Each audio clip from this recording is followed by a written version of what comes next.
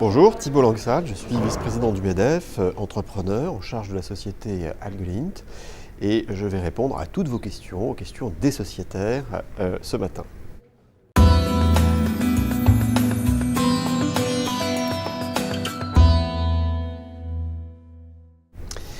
Quelles sont, selon vous, les 3 mesures les plus urgentes à mettre en place pour faciliter l'embauche dans notre pays?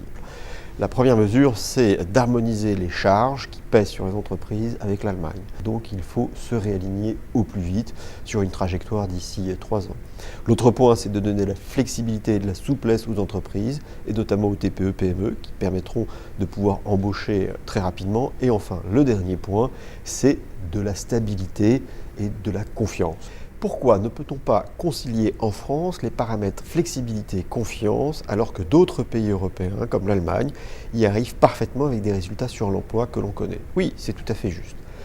L'Allemagne, en 10 ans, a créé 2 millions d'emplois.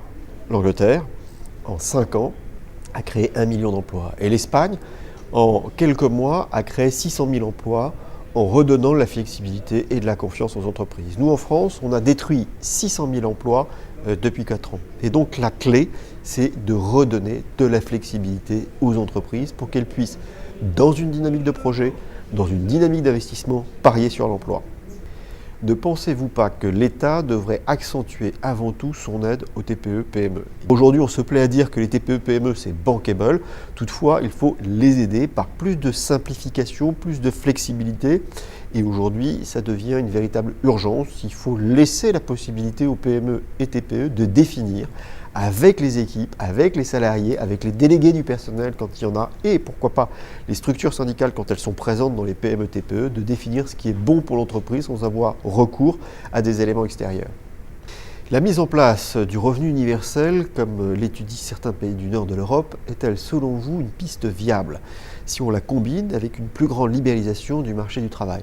C'est une vraie question. Toutefois, il y a encore beaucoup d'interrogations et de points compliqués dans le revenu universel. Je ne voudrais pas qu'au travers de ce concept, on dévalorise la valeur travail, on considère que le travail est une aliénation dite pénible, alors que la majorité des Français conçoit une vie épanouie tant dans leur famille qu'au travail. Selon vous, faut-il apporter des aménagements au statut d'entrepreneur pour faciliter la création d'emplois?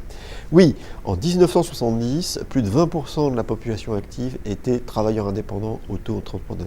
Nos modèles économiques aujourd'hui sont en train de plébisciter cette nouvelle forme de l'emploi. Et donc, il faut apporter des aménagements pour que ce soit plus simple, plus flexible.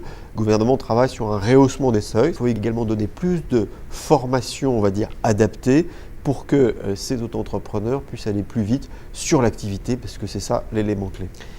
Monsieur Langsad, vous qui avez créé plusieurs entreprises, de quelles facilités législatives auriez-vous souhaité bénéficier à vos débuts pour embaucher plus facilement? Je ne suis pas certain que ce soit des facilités législatives. D'ailleurs, je pense que moins on aura de lois, moins on aura de normes et de règlements, plus ce sera simple. Et je pense que les lois que nous attendons, c'est justement pour simplifier. Donc, je pense que si on avait plus de souplesse, plus de flexibilité sur la norme et la loi, ce serait probablement le meilleur vecteur pour un entrepreneur débutant.